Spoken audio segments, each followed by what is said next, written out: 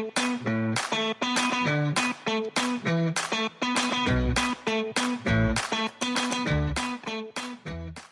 everybody and welcome to the Down Under Centre Migrating to Australia podcast. On this episode, I'm joined by Heather Jackson and Lisa Chambers. We'll hear Heather's story as they've just been granted their visa and they're making their move to Adelaide in mid-November.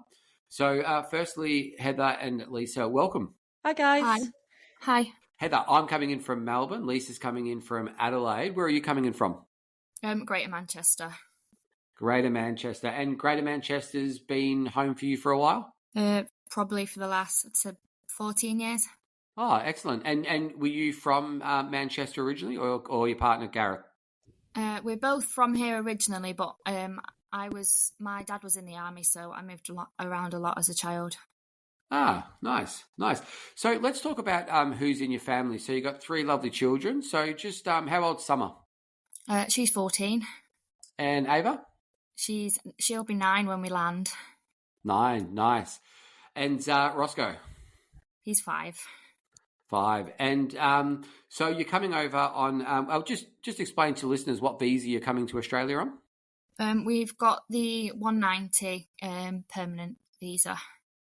Yeah, excellent. And Gaz was the main applicant, being an electrician? Yep, he was. So you're in a position where your visa's been granted. Do you remember what day your visa was granted? Yeah, 20th of July this year. Yeah, nice. So we're mid-September now, and do you have like an arrival date penciled in? Yeah, we'll be landing in Australia on the 16th of November. Oh, so flights are booked and everything? Yeah, they are. And who'd you choose to fly with? We're flying with Etihad for the longest haul.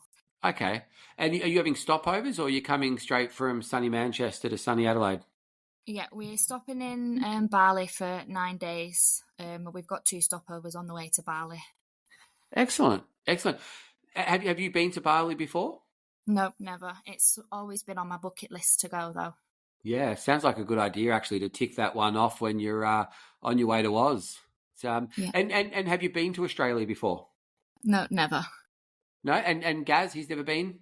No, none of us have.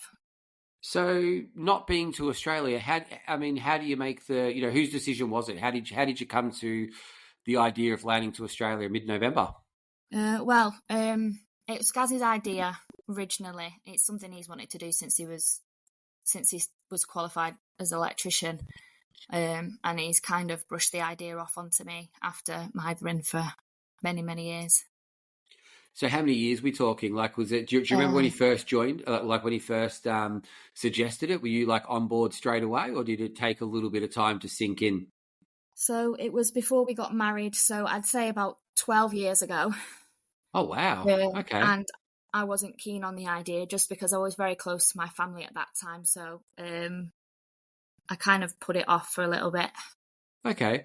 And we got Summer being 14 and I guess Ava being 9 and Roscoe being 5. So the older two, how are they going through mentally going through the idea of changing a whole country? They, all the kids are just really excited about it. Summer doesn't really, she can't wait. She's probably the one that can't wait the most because she has trouble making friends here. So she just wants like a fresh start. Ava's very close to all of her friends. That's kind of holding her back a little bit, but yeah, none of them are saying they don't want to go, so that's a good thing. Yeah, you're quite lucky because obviously with 3 kids, let's say 3 children, but 3 kids, you've got probability of one would probably be more inclined in staying. So that's worked out well. And when you were a bit hesitant at the start, you mentioned you were quite close to your family. Was there anything that you researched or looked at, or was it just Gaz, just a bit of wear and tear and just sort of slowly grinding you down over the 12 years? I think it was that. And it was the fact that as I was seeing people move over there and seeing it more and seeing how much their lives have changed going over and how much of a better lifestyle it is and having more children throughout the years, I've realised that I didn't want to bring our children up here. I'd rather them have the lifestyle that they've got in Australia. And you said you've seen people, you witnessed people go through this journey. Is it family, friends? Who is it? Gaz's family lives in Perth. I've got friends in Perth. He's got friends in Perth, actually. Okay. So it was seeing all them and how much they've settled and the lifestyle that they have. So they're in Perth and you're heading to Adelaide. Was there a Yeah. particular reason why you wanted Adelaide? Yeah, it seems more of the lifestyle that we want. We don't want, Perth seems like the big city lifestyle. We will just kind of want more of a chilled, laid Yeah. back lifestyle. And let's talk about lifestyle. So what are your targets? What are your goals? Are you looking to sort of change your lifestyles around a bit, or is it just more weather? What's the lifestyle you're looking for? We don't really want to change our lifestyle. We're kind of moving over there for our lifestyle because it's not something that we can have over here. We like to be outdoors all the time, and obviously weather's a big issue over here. We like the kids to be outside, taking part in loads of activities and just that mainly because there's not really a lot they can do here. And with all three children, they're all at school age. How have you gone? Have you selected any schools that you've thought about in Adelaide? No, not really. I've been looking at the schools and they don't really seem to be much of a difference between what each school offers. So we're trying to focus more on getting jobs and somewhere to live, and then the kids are quite adaptable, so we're not that worried about trying to pick out schools.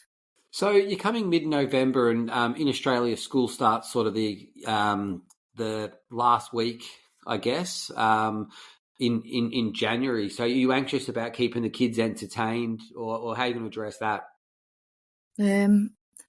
Hopefully we can kind of get them in for a week till they're kind of enrolled for the week, and then they'll probably just see it as a big holiday, to be honest.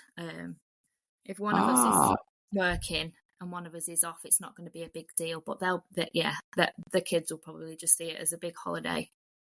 So you're thinking putting the kids in this year, and then for a week, and then they get a bit of an idea of it, and then start them again in January. Yeah, if that's the plan, but we'll wait and see. Yeah, that's really interesting. I think that's a really good idea, to be honest. Heather, I think that's I've never heard that before, but that's a really good idea. I guess they sort of get to make a few friends, and what I found being a migrant myself, and Lisa will add to it later as well, that when you start schools and you meet in Australia, the parents are really accepting of it. So I think that's a really good idea, because you might make a few friends and a few parent friends as well that you might be able to catch up with in that our long summer break. So we've gone through who's in the family. You've decided to make the move. Gareth's idea and everything like that. So Gareth went through the skills assessment. Now, there's a huge paper-based side to the skills assessment, and for the 190 visa, you've got to gather all your years of work experience. Was that something that you helped Gaz with, the paperwork side, or did you just leave it to Gaz? No, if we left it to him, we wouldn't have the visa. But yeah, he kind of did the physical side of it, doing the tests and the actual technical interview and things, but I helped with the paperwork. I felt a bit helpless. So was there a conversation like when you signed up with us? Was it like, all right, I'm going to do the practice? Was he like, I'm going to do the practical side, you can help gather the financials and all the documents ready, or did it just naturally fall that way? Yeah, it naturally just fell that way. That's just the way it's always been. So yeah, awesome. And getting all the documents, what was the what was the most challenging document you reckon that was the hardest to get? I can't remember. It was that long ago. I can't really remember what it was called. You had the tax, you had the bank statements, statements of services. So the HMRC one, that was the worst. A lot of people will probably say that because they just take forever to get back to you. And when there's a bit of, is it the statutory declaration, when there's a bit missing? Yeah. Just trying to get that all together. They were probably the hardest bits. So how many years did we gather? Did we gather the 8 years after the qualification? Yeah. Yeah. Okay. So that's and Gareth self-employed or employed, or was he a mixture of both? It was a mixture of both. Yeah. So yeah, it is challenging. And was he, like when it comes to his English test, do you remember what score he got? I think he was 2 under the 20 points. Wow. Did he do the PTE or the IELTS? He did the PTA. He did it twice and decided to give up. And then when we put our expression of interest in, he went for it one more time to get our points, and he got it. Oh, good on you. That's so good. I reckon that's it's so challenging, the English test. I think lots of people maybe underestimate it. Yeah. But being assessed against reading, writing, speaking, and listening, it's not, I guess, what Gaz knows, and he's an adult. You sort of, like, you're not expected to teach people how to read, write, speak, and listen again, but it's teaching them how to pass the exam and what the assessors want to hear in the way that he's speaking, listening, reading, and writing. Was he really nervous about it the first time he sat it? He thought, well, no, he wasn't, because of like you said, you don't know what you expect. He thought, oh, it'll be easy. Like, he knows English. It's pretty easy, and then he got to it, and it wasn't anything he expected it to be. Yeah, it is, isn't it? I reckon that's a good way to do it, though. Sort of throw yourself in the deep end. Like, obviously, there's all these learning material that the Down Under Centre can provide, and other people can talk about it. But it's one of those things. Once you're doing it and you get a good understanding, it does make that second attempt, if that's required, to like to get the score that you need. Do you remember how many points you put in? Originally, we put 65 points in, and then it went up to 75 once he'd done the English. Yeah, 75 points for a 1.9 is a really good visa. So, okay, so he's done that. He obviously came down to us and did the practical assessment, which would have been done. Was he nervous about that? No, I don't think he was. Yeah, he smashed it, didn't he? He did so well through it. Obviously, from Manchester to London, it's quite a journey. So did he stay down the night before, or did he just in and out in a day? I think he went to a different one. I think back then there was another one that he went to. He didn't. Did he go to London. Birmingham? Did he in Crewe? I think yes. I think that was it. It must have been. And how far is Crewe from? How far is Crewe from Manchester? I'm no good geographically. About 3 hours, I think. 3-4 hours. Oh, right, yeah. So you can easily do that in a day, can't he? Yeah. Yeah, it's good because they don't. We supply all the tools on the day, so it's pretty much just arrive and get through the, through the practical assessment. Excellent. Yeah. So, how are you feeling right now? Are you nervous? Are you excited? Are you worried? Are you anxious? Are you? Yeah, just I guess there's so many to start with. So, how are you feeling? At the minute, we're not nervous at all. I think it's just all. Our minds are that focused on trying to make sure we've got everything sorted. We've got no time to think about being nervous. So it gets to go in the week we go, then it'll be nerve-wracking. Yeah, I bet. It's always that last week. And saying goodbyes, is that something that you guys, the family, does that play on your mind? For me, no, not really. I'm kind of, I'll just say bye and get on with it. But I think it's going to hit Gaz a bit harder than it'll hit me, and it'll hit the kids hard as well. And who do you think the kids will miss the most? Friends. Yep. Yeah. Have they got plans? Are you planning to have like a going away bash? Yeah, we've got our leaving party on Saturday, actually. Oh, nice. And what's it like? Is it like fancy dress, special occasion, or is it just a catch up? We've booked a venue to just do like a big party kind of thing. I was going to do fancy dress, but I didn't want to pressure people into buying costumes. I just wanted them to be there. Yeah, it's hard. You're going to get you can probably wake up with a bit of a hangover on Sunday, and I'm sure you'll be packing plenty of tissues because you reckon it's going to be a bit emotional. Yeah, it's like I said, it me thinking it won't affect me. Probably as soon as people start crying, then it'll just set us all off. It is. Because look, reality is, I mean, have you got a plan in your mind the next time you're looking to head back to Manchester? Probably about 5 years. Yeah. So, and have you disclosed that to the loved ones that's when you're looking to head back? Yeah, we've told them it won't be two-ish years before we come back. It'll be about more like 5 years because of the settling in and everything. Yeah. Yeah, I think, managing their expectations as well as your own is a big deal, isn't it? And I think that will be emotional. I remember my wife, she was with her mates. There was lots of photos with her crying. I think she cried the whole time. I think it was like more happy tears, but also probably nervous. It definitely takes a bit.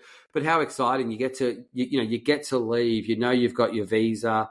I guess the pressure's off that way. You get to say goodbye to Toronto. Do you have like an inkling of what you believe or feel that you may miss from the UK? From what I've seen on the DUC of people and on of the Facebook pages and stuff, probably the food. Yeah. What do you reckon you'll miss the most? Sausage rolls, the nice curry, Oh chocolate. yeah. Oh, what? Sorry, The chocolate. chocolate, yeah. Oh, okay. Yeah, yeah. I think curries is the one that gets most people I speak to. Probably a roast dinner as well, proper like Yorkshire puddings and everything. Yeah, you got to make your own here. Have you got? Have you got? Have you got? You might have to steal some ingredient. Steal a recipe. Yeah, I can make my own, but we like going out for a Sunday dinner, so I think it'll probably be me adapting to making a Sunday dinner every time we want one instead of going out. For my 7-year-old's birthday, that's what he wanted. He wanted a roast dinner, put in a Yorkshire pudding. That's what he wanted. Oh, oh, That's what he bless. remembered. Yeah. So good. Actually, now I'm craving a roast dinner. Actually, you've actually made me think here. When we went back this year for summer, it was a few, like I had to get the curry, and we ended up at a pub near the place where the curry was. We got there on a Sunday, and I called in the order, and they actually turned around and she asked the question, and the response was they've just closed the kitchen. I was Oh absolutely gutted. no. 2 years without having my favourite curry, and I could hear him say, "No, we've closed the kitchen." Couldn't believe it. Oh no. So, Gutted. oh, we still got a decent curry. It wasn't the end of the world, but yeah, I was, really, really thinking about this curry. And when you get to Oz, what are you looking most forward to? So, if you could say the first thing that you want to do, what would that be? Just being outdoors, all like not all the time, but more than we could. The kids say, "Oh, I want to go out and play in the garden." Yeah, it's fine. You don't have to check the weather. Are your kids doing sport back in the UK? Not really. No. Summer used to do rounders and tag rugby, but she stopped just because it kept getting cancelled because of the weather, and the Yeah. pitch was always waterlogged. But the other two just kind of do more indoor activities. Okay, and so when we're there, because I reckon sports a bit of an interesting one. Like lots of people do team sports, Yeah. probably outside of Australia, but inside Australia, lots of people do solo sports. Really get into the water sports. You got a Yeah. feeling that some. I think Ava will. She's a water baby now. She just anytime there's a chance to even go in the water, she's there. So she's most excited about doing that. Well, you should have heard the podcast that we did the other day when Lisa was telling everyone about the helicopters chasing the sharks away in South Australia. There, so you might have to keep an eye out for that. Are you nervous about any animals or nature? Are you someone who's spooked by spiders and nature and animals? No, no. My degree is all about nature and animal behaviour and the environment, so I'm not really that nervous about it. But I know the kids are. They hate anything, especially Ava. They hate anything that flies around the head, like bugs and stuff. So that'll be Yeah. fun. So your degree, what was it? What was the degree in? Natural sciences. Okay. Wow. So I Wow. So actually did is my that something that you'd be like? You're interested in exploring a bit of the wildlife and scenery in Oz? yeah, definitely. I did my dissertation on shark behaviour around the coast of Australia, so it's definitely something that I want to do. And obviously, that would have been quite confronting. By my memory, I surfed for a long, long time, and South Australia, like cactus and all that sort of stuff. There's quite. Did you do any research on Cactus Beach and all that? No, not. No, I never came that's across that one. yeah. It's a really good surf spot, but they've got plaques where people have been taken by sharks. But it's a really dangerous sort of place, Yeah. like you jump in off the rocks and all that when you're going for a surf. But anyway, South Australia is sharky. So, is that something that you're going to try get into? Like, what are your plans when you arrive for work? Yeah, I'm gonna try. Obviously, I'm gonna try and get in the entry level just to get in the door first. But my aim is to do something marine based. That's awesome. I love that. I really do, Heather. That's so cool. And was that something that you've been thinking about, like closer to the time of arriving, or has this been in the back of your mind for a longer period of time? Since I started my degree, really, I started doing it saying to do health sciences, and then I changed it because I got that much into marine science and the environment. I just changed to do that. So yeah. Applying for positions outside of Australia in that role, have you been looking for jobs? Yeah, there's quite a few graduate jobs, not so much the marine science because you need a lot of experience before you can get there. But from a degree, they're the jobs I've been applying for from here in Australia. Oh, wow. So, and is there certain areas that offer those jobs that where you're? I know you've used Lisa to help find a house and everything, but was that part of the decision when you were looking for that house around those areas? Not really, no, because we were more Gaz's jobs. Kind of, we know we need somewhere mainly for him because that's his main job, and I'll just go wherever. Yep. But we know that mainly the ports, like all the main ports, that's more marine based. So I'd probably have to do some travelling for my job. Yeah, it's interesting hearing Lisa talk on another podcast where she is, how close she is to the city. And, I've seen her Facebook post where she's walking the kids to school and she accidentally strolls past the beach every day, living her best life, that one. Yeah. But, I don't think travels, I guess it's probably a little bit different from Manchester to sort of get to where is the closest sea to Manchester? Blackpool. Is there sharks in Blackpool? You'll probably find some basking sharks, but that's about it. Yeah. It's I'm really fascinated about this actually because have you got are you going to be on the search for sharks or you just sort of like when you're out there do you have an idea what time of the year and everything they're going to be at certain places? Have you looked into that? Yeah, it was part of my degree was actually obviously to track the time of year like that sharks would obviously be there, and it was more about shark attacks on humans and to check which time of year they're the more likely to be there to avoid them kind of times of year and things like that. Heather, most people get worried about the sharks and the spiders, not really come out here to search for them. Yeah. You sort of something doesn't align there, but good on you.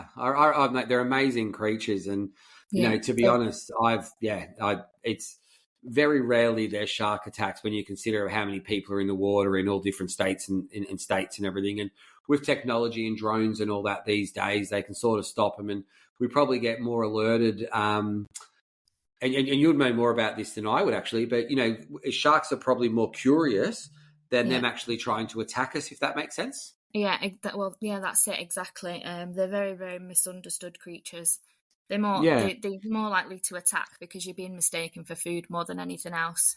Yeah, they might be thinking you might be a bit of a Yorkshire pudding, yeah, running around, swimming in the water there. There we go. Yeah. A bit of English taste, but they don't they're a massive animal, and there's all these different sort of sharks. We've probably all seen Jaws.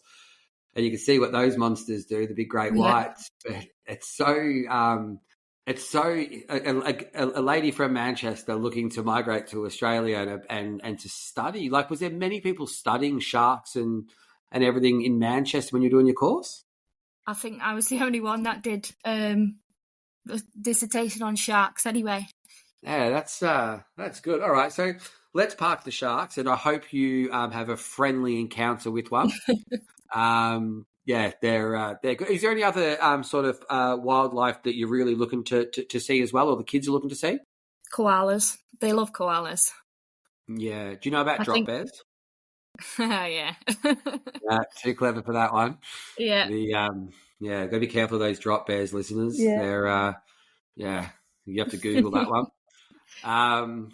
All right, and so you're going to miss you're going to miss things, and you're excited about the wildlife and everything like that. Gaz, you spoke about his job. Has he got a job lined up yet, or is he still looking for work? He's been applying for jobs, and a lot of people have said, "Give us a ring when you're in the country, and we can see what we can do for you."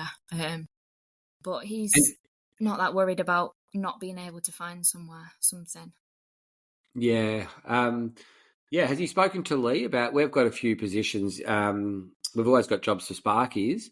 I know one of our, a larger electrical company is always looking for him. So you might have to have a chat with Lee from our employment division as well. just see if we can get you something. Because does that, financially, I guess, and I don't want to be too personal here, but I think it's good for people to hear. Did you have a budget of an amount of money that you thought you'd need to come over with? Like all together to actually get there. Yeah, like when you arrived, not like probably not so much the cost that you've incurred, but like, do you have like, did you? Because some people say, all right, I want to have £20,000 and convert that. Some might do it with Yeah. 10,000. They arrive with jobs, and I mean, everyone's different. Some people have family to stay with straight away, and they've got jobs lined up. Do you have a Yes. figure in your mind that you feel is a safe amount of money for a So family of five? we've got about 20. Well, we've aimed for around $25,000. Obviously, it's easy to say that from this side, so we're prepared for it to go up if we need it to. But that's our estimate. Okay, and did you guys sell a property? Did you were you renting in Manchester? So we did have a property. We sold it during COVID. We obviously didn't expect to not be without a house for 2 years. So we sold that in COVID, and then we've been renting temporarily for the past 2.5 years. Okay, so let's go back a little bit. When did you start the journey with us? 2019. Wow. Okay, and just for the listeners, we're like the mid-September 2023 when this has been recorded. Okay, so so you were really hit by the pandemic as well. You're another one who's been hit and delayed a fair bit. Yep. Yeah. And I guess no one saw that bad boy rocking up, did they? We didn't know. We sold our house when we was ready to put our expression of interest in, because the housing market was quite slow. So we didn't want to be left having to sell a house. And then we put it on the market and got an offer, and then COVID hit. So it was kind of, do we go with the offer or do we pull it off the market? But we didn't know that we'd still be waiting 2 years later to actually put an expression of interest in. That's nuts, isn't it? Yeah. How would you like that? Would have been so stressful. It's not, for the kids and yourselves. How did you go about it? How did you manage everyone's nerves? It was just kind of trying to find a house for us to rent, knowing in our minds that we wouldn't be staying was hard, because people want you to rent for 12 months, and we weren't in a position at that time. We didn't think we'd need a house for 12 months, so it was very stressful trying to get us in from our house that we had with all that room into a rental that we could just put up with for a few months. Did the house that you sold and everything, was the idea to bring furniture and that over, or were you looking to start fresh?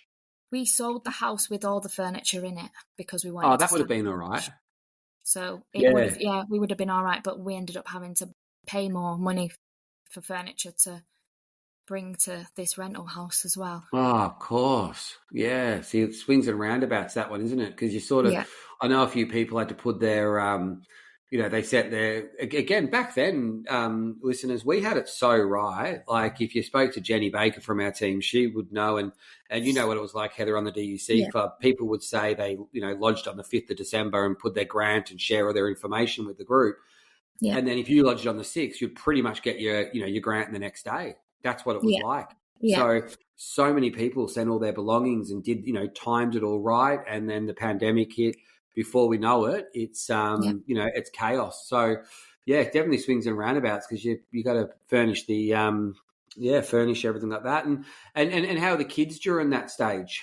I don't think they really noticed how stressful it is. Kids aren't really aware of things like that, but they were settled with their bedrooms, and they knew that they couldn't have the same bedrooms that they had into the rental house. So I think they were a bit gutted that they had to part with most of their toys and stuff. Yeah. Okay. So when the visa got granted, how did that happen? Did you get an email? Did you get a phone call? Do you remember where you were at the time? Was it Gaz who was contacted? Was it you? It was Gaz, and I didn't know that he told Jenny not to tell me. Really? So I think that morning I was kind of getting a bit stressed out just because of how long it was taking us. And I was just having a little moan, as a lot of people who've waited so long would know. And you probably know from the DUC posts and stuff. I was just really frustrated, and I think all that tension had built up, and I was just moaning.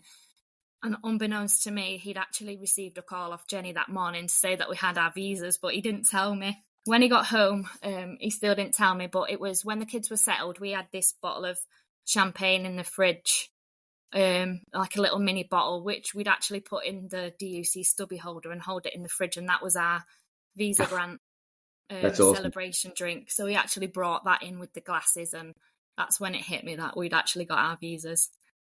So was that always the plan? So obviously it was in the DUC stubby holder, but did you see it and then just feel like, wow, or did it sort of take a little bit to sink in? Yeah, it took a little bit for it to sink in, because obviously waiting that long for your visa, it's kind of in the back of your mind that it's going to happen any day now. So it took me a while. Yeah, Wow. but when it sank in, I felt a bit silly for all the complaining I'd done that day. No, don't be. No, look, it's this is the thing. Like, you're migrating to another part of the world that you've never been to, nor's Gaz, with 3 children.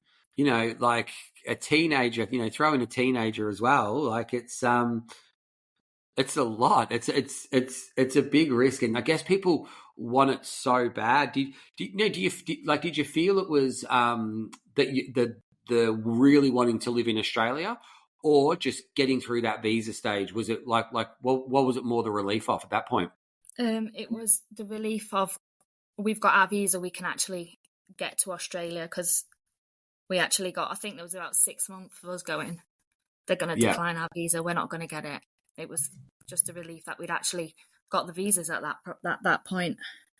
It's so annoying because, you know, like, I know we can't change it and we just live how we live, and that, you know, and that's life. But how good would it be knowing that it was coming and then just getting that exciting bit rather than just being so, I guess it exhausts you, doesn't it, when you're waiting for a visa for so long?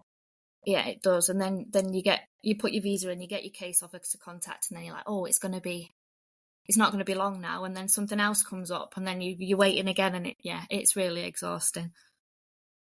And medicals and police checks, you were fine with all of? Oh, obviously you were fine with all of them. You got your visa, but how was going to the medical? Do you remember how that went? Yeah, I was actually quite nervous about that, because it's just the unknown, and going with 3 children as well. But we went to the Manchester one, and the doctor there, he was lovely. He was great with the kids. He made the kids feel comfortable, and we were in and out within about 45 minutes. So it wasn't. Yeah, it was easy. Yeah. Oh, that's so good. I'm so grateful you're able to sort of share these experience with all of us as well. So, Lisa, we've got you in the background. Any questions you want to sort of throw at Heather? We've obviously had a relocation call. We've talked about that. That was a few months ago. And then now we're just in the start of the home search service, aren't we? Yeah.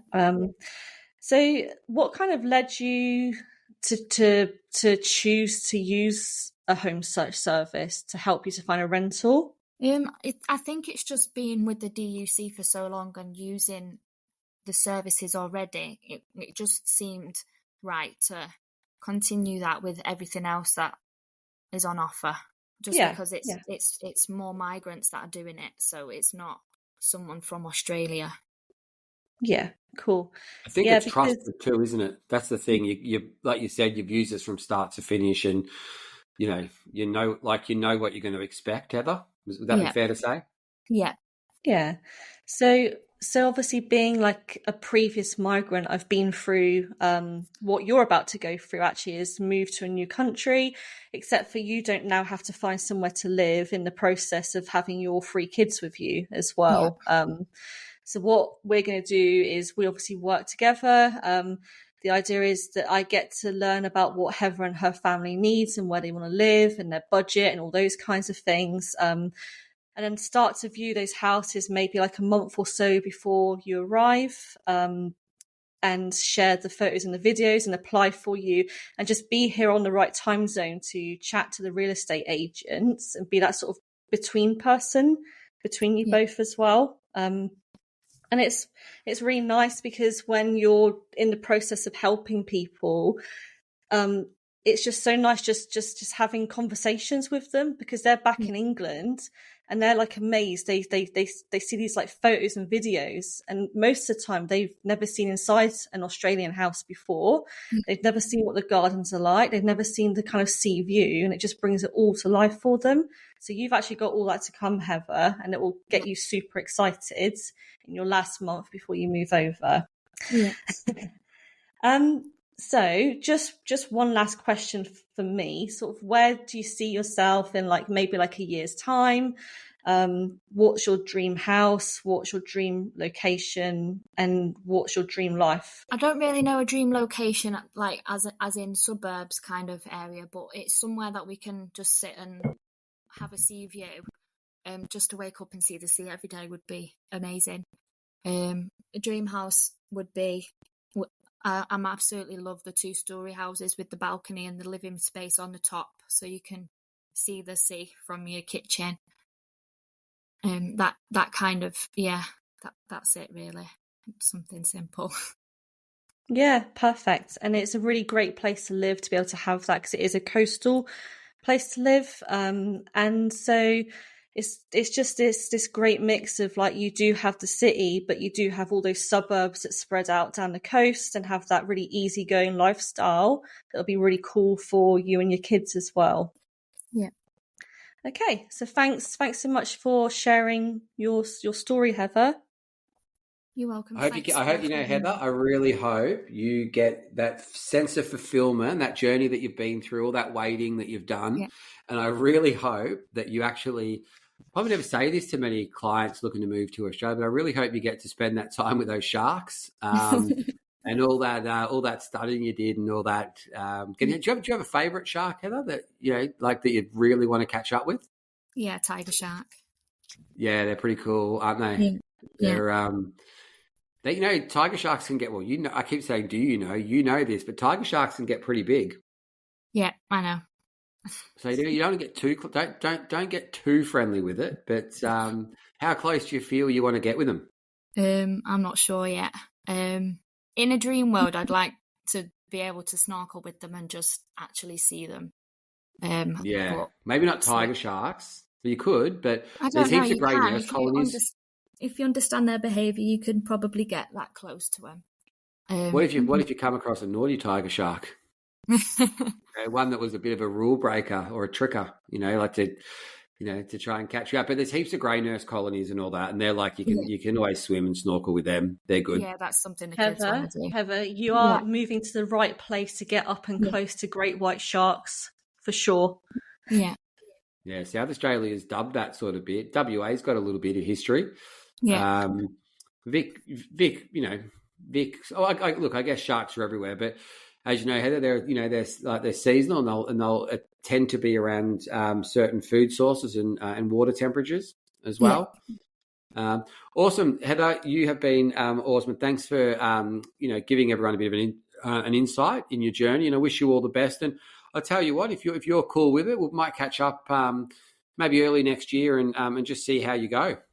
Yeah, sounds good. Awesome.